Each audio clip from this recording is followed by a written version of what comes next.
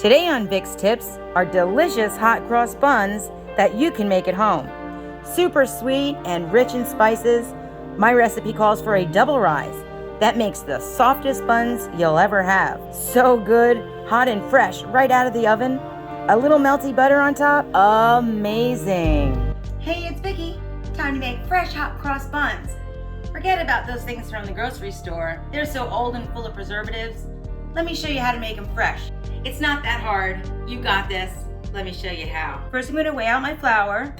It's 3 cups or 500 grams of bread flour. When you measure your flour, use a scoop or a spoon because you want to keep the flour fluffy as you're putting it in your measuring cup. Weighing it obviously is best, but I don't have a scale, so we're going to do it this way. And use the back of a knife or the back of your scoop like I have here to have a nice level, even measurement. And then into the stand mixer, I have 2 teaspoons of salt, a half a cup or 75 grams of sugar, a package of instant yeast or 2 teaspoons. Make sure you get all that in there. And you want to keep it separate from your salt and your sugar. They don't like to play well together and it'll hinder the rise. I have a teaspoon of cinnamon and a teaspoon of allspice. It smells like Christmas. And wow, so delicious. If you don't have it, that's fine. You could just use 2 teaspoons of cinnamon. Not gonna kill it. To that, I'm gonna add a half a stick or 40 grams of butter, 2 eggs that I'm just gonna mix a little bit, breaking up the yolk. Not scramble, just a little break. And 2/3 a cup of milk and 2/3 a cup of water that I heated up in the microwave for about 30 seconds to get it a little bit lukewarm, a little warmer than room temperature. And we're using a mix of half water, half milk, because the milk is so heavy, and it's gonna like double the time it takes you to rise this dough. It's a real sweet dough, so it's gonna take time to rise. This just jumps that a little, especially if you're using all-purpose flour instead of the bread flour. That's gonna make it a little more dense, not too much, it's not gonna, you could swap them out, both will work fine. I'm also gonna add the zest of 1 orange, and when you're doing the zest, make sure you don't get the white part. You're just looking for the very orange part of the orange. And if you didn't have a zester, you can use your box grater. Did you know it has a zesting side? That's probably what I'm going to, ooh, yeah, that's bad. Let's try that again, get that out of there. That's bitter, we don't want that. Go away. Actually, this is better, Vic's Tips. This is working way better. The zest of a lemon. That should give you about 2 teaspoons of each. The aroma of all this is already heaven. I'm gonna be using the stand mixer today, and I'll show you why in just a couple of minutes. I'm gonna start mixing that low.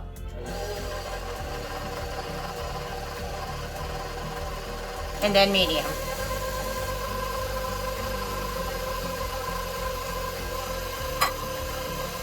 It's a small mix, so we're gonna need to scrape down the sides.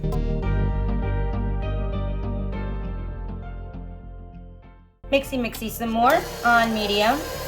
I'm gonna mix that for like 2 to 3 minutes until it all comes together. It's gonna be very, very sticky. That's when I'll show you in just a little while why I chose the mixer for this particular recipe. Okay, see how it's a really, really wet dough? And that's how it's supposed to look. And you can do it on your counter. Just every time I do it, I end up adding too much flour. The fruit in it is very dry, and it's gonna absorb a lot of that moisture. And I want the fruit to absorb the moisture and not the flour. So I'm adding raisins and cranberries. You can use anything you like. Fresh apples, apricots, all good in here. And just give it a mix on low again, just until everything's combined.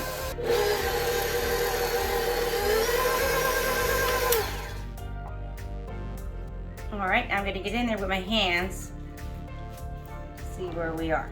I'm gonna flour my hands a little bit, and then get in there from the bottom to the top.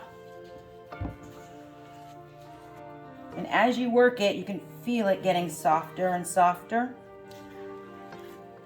So it's a big shaggy mess, and then I'm gonna let it rise. Enriched doughs are different than other doughs because they're a lot wetter because of all of the butter and the milk, the sugar, and all those goodies in it. It takes longer to rise, and it is a shaggy mess. You gotta resist the urge to add more flour. don't worry. I'm gonna let it rise for about an hour and a half, 2 hours, just depending on how hot it is where you live or in your kitchen. And when it doubles in size, the fruit's gonna absorb that moisture and it'll be much easier to work with. So, all right, little baby, I'll see you later. All right, time to work with our dough. Just another quick knead before our second rise. You can add a little flour here.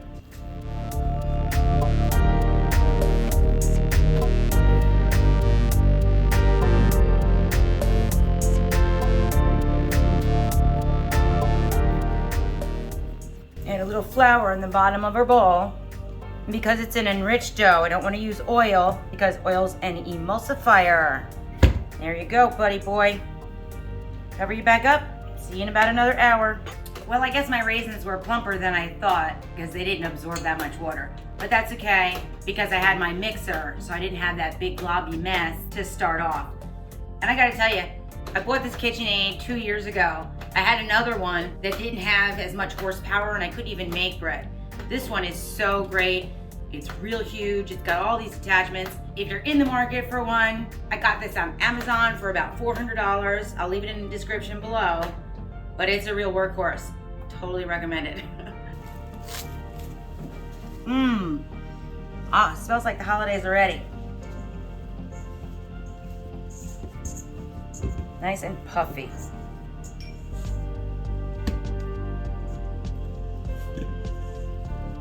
Now we're gonna make 12 balls.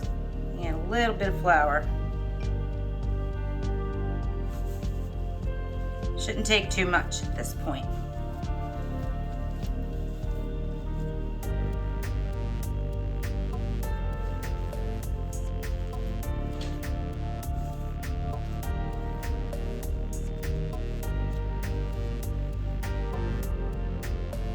The easiest way I know how to make 12 equal rolls is to roll it into a log as even as I can get it. You could always weigh it if you're kind of OCD, but I'm not going to do that today. Looks good.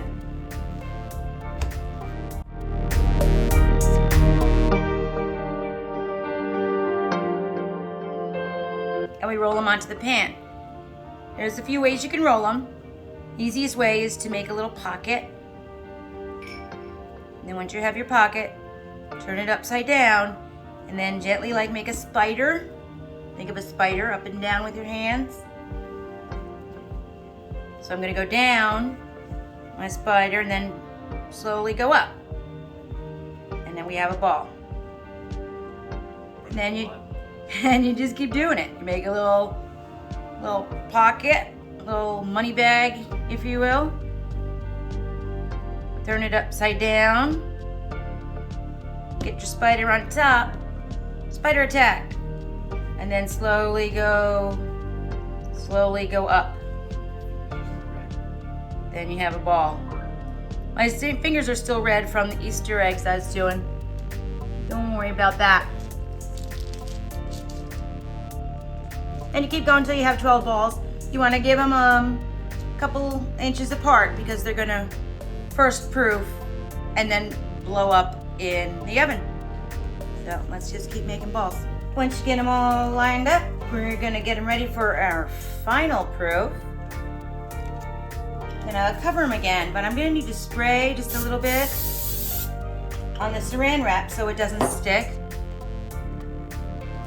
I want these babies the opportunity to grow some more. So saran wrap on the top, turn it over. Nice and loosey-goosey.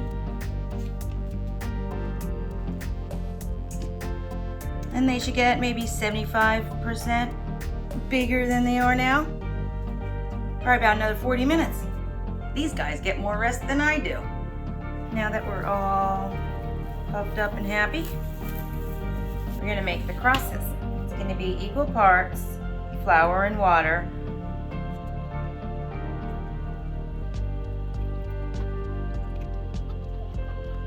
Until you get a pipeable type of paste.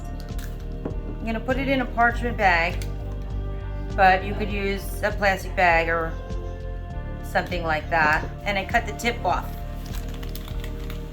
And we're gonna make the crosses.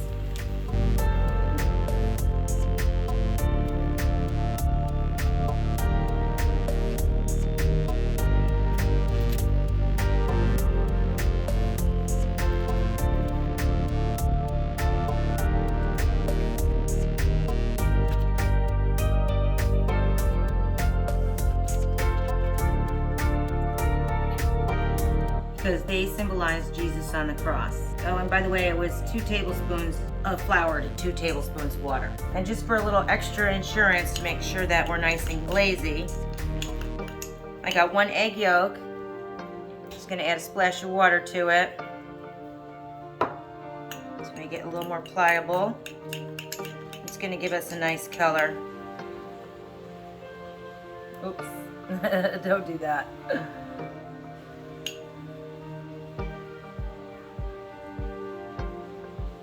Gonna dab it on gently. I don't want to lose my aeration. Now a 400-degree oven for 20-25 minutes. They smell delicious. I'm gonna go ahead and put some honey on.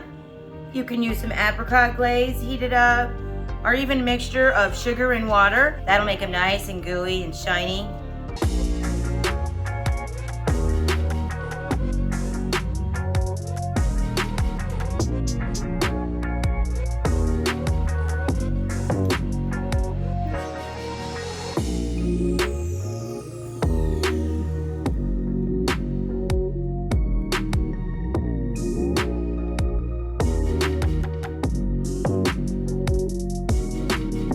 That is so good.